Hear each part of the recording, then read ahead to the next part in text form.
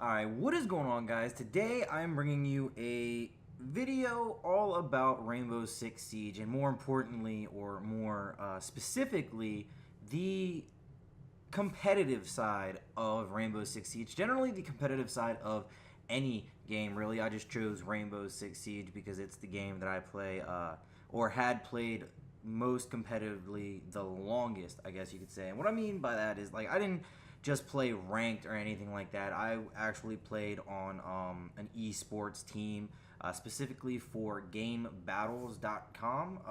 For those of you who don't know what that is, it's just the minor league version of Major League Gaming. It's their actual website that they made specifically for, game battles. There's a bunch of them like it, and there's a bunch out there, but I specifically chose Game Battles because it was trusted, and I could roll with it. But with that being said, I just wanted to give you all a little bit of insight about what game battles were, or how it was to play the more competitive side of things, and just kind of like get a feel for it for those of you who've never done this and are interested into what it's like and so on and so forth. This is kind of what that video is about, to tell you all, and to get y'all to learn something, I guess. I don't know, I figured you all would enjoy it, I guess. But I guess I'll just get right into it and tell you what it's all like about, really. I played Rainbow Six Siege competitively for quite a long time, and actually it wasn't even quite a long time. It was only a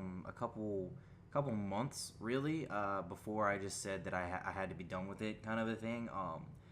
In short, it got really cancerous, to say the least. It was just it sucked. It was a lot of fun in the beginning, but then realizing how seriously competitive some of these people were, and just how atrocious it was. It's not even atrocious. It's hard to explain, but I'm hoping you all will get the understanding of it as I go along. But basically, to start it off, I was on 4 separate teams. Okay, I started off going from one to another, and then the 4th one was the one I stayed with for those couple months. When they recruit you, they ask all these 50 million questions. They look at your KD, your win-loss ratio, obviously, all that stuff, to actually see if you're worth their time. And they want to know, what your highest rank you ever got to was, things like that.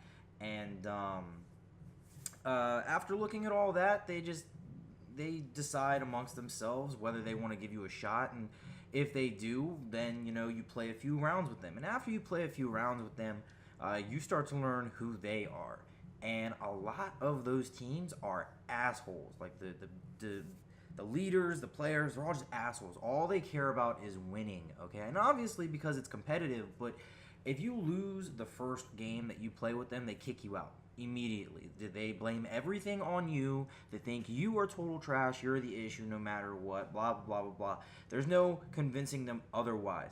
They could literally beat their entire team with the 4 people being there the entire time. Their record could be 0-23, but if you join in and make them 0-24, you're the issue. Not the rest of the team, you. And that's just how all of them, all the teams I joined were, except for that 4th team.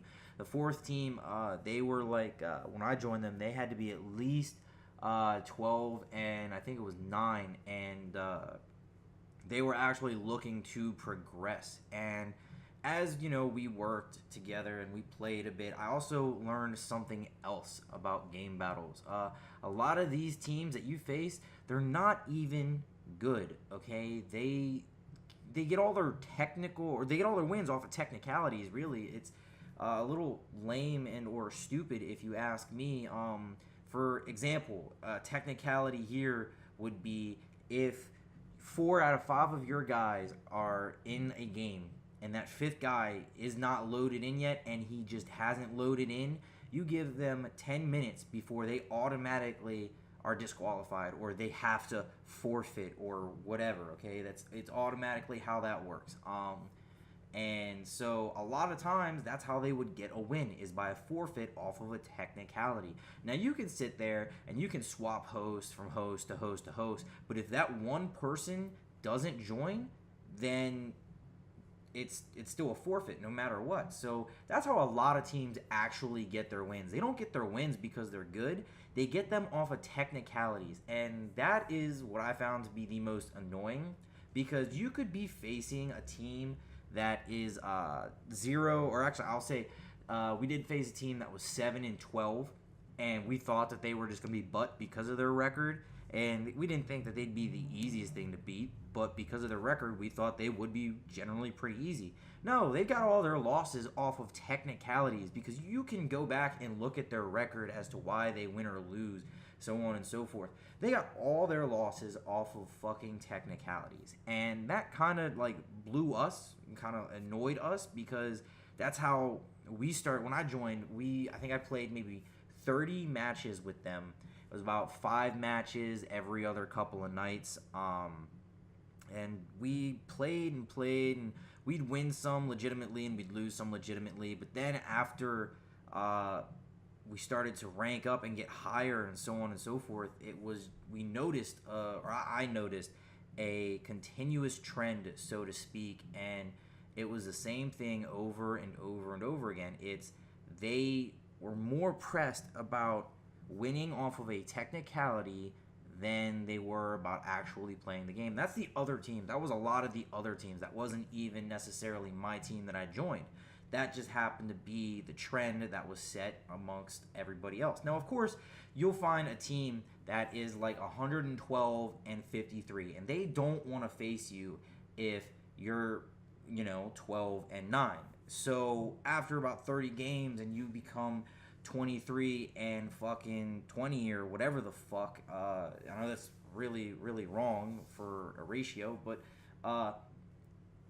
they still don't want to face you. And you know by looking at their record that 80 out of their 112 games were purely technicality wins, that they don't have any fucking skill whatsoever, but they were all technicalities, and that's how they win.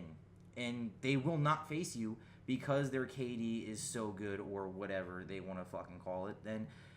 And that's just that was the most annoying thing for me when it was playing, along with the sound horrors. And what I mean by that is, if you did not have like an $80 headset, then good fucking luck, okay? Some of these people and some of these players were some serious sound whores, okay? They wouldn't make a sound, and they would listen for the slightest little tap or shiv or ruffle of glass or your clothing or anything, and they would know exactly where you are, okay? And it was just the most annoying thing out of playing, because this also happened in the first 3 teams I joined. If you talked or if you did call-outs at the wrong time, you got your ass reamed out. And I'm not even kidding. I'd be on my drone and I'd be scouting some people out, and I'd be finding them, and they would tell you not to mark them, because then they'll move and it fucks everything else up. It fucks them up. So they want call-outs. But if you call them out at the wrong time while they're trying to listen, they'll kick you out right then and there, or they'll bitch at you, or they'll do whatever. They'll dock your points or whatever, okay? And it was just the most utter bullshit ever. And that was the hardest part of getting over, was the sound whoring and just how rude your own teammates were. That's why when I found the 4th team that I was on, I was extremely happy, because they were kind. They wanted to work with you. We practiced. We did this. We did that. And they actually wanted to make a legit record and climb up the ranks legitimately. And it was just so fucking hard, because these other teams, all they cared about was getting technical wins. And I understand that, if one of your teammates can't connect, that, the best thing to do is to forfeit. But they urge the subject to just forfeit. They say, oh, your teammate has 2 minutes. Well, in the guidelines in the rule book, it says you have 5 minutes, and then you have to switch host at least twice, and then give them 5 minutes each other time. And they just refused to do that kind of stuff. And I understand that waiting can be annoying and aggravating, and you have better things to do, or you can actually get into a game while you wait, so on and so forth. But These people just did not want to wait whatsoever, and it was annoying, okay? And there were just so many other minor things here or there that kind of made playing competitive Rainbow Six Siege a real pain in the ass to the point where I didn't want to play.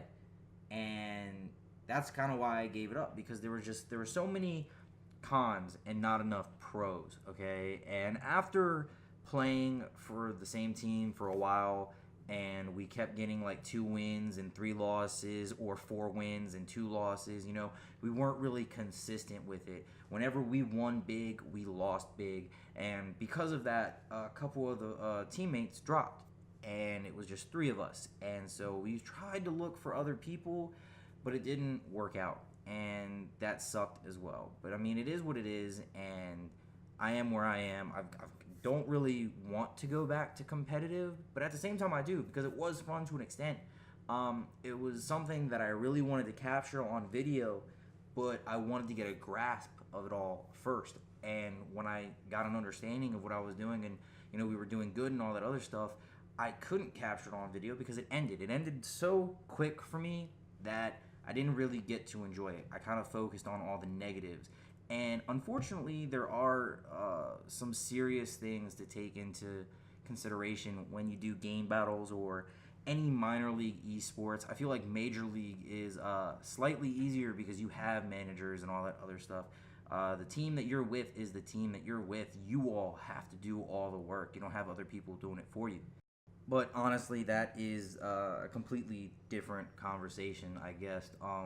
But I guess that'll wrap up what I have to say, really. I just wanted to give you all a small little bit of insight as to what it was like doing game battles or some actual competitive gaming.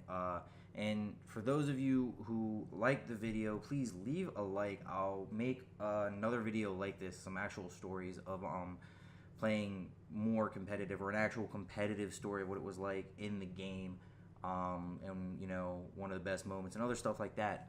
So if you all like the video, please leave a like, subscribe for more content. I'm Mr. Fool 86, and I will catch you all next time.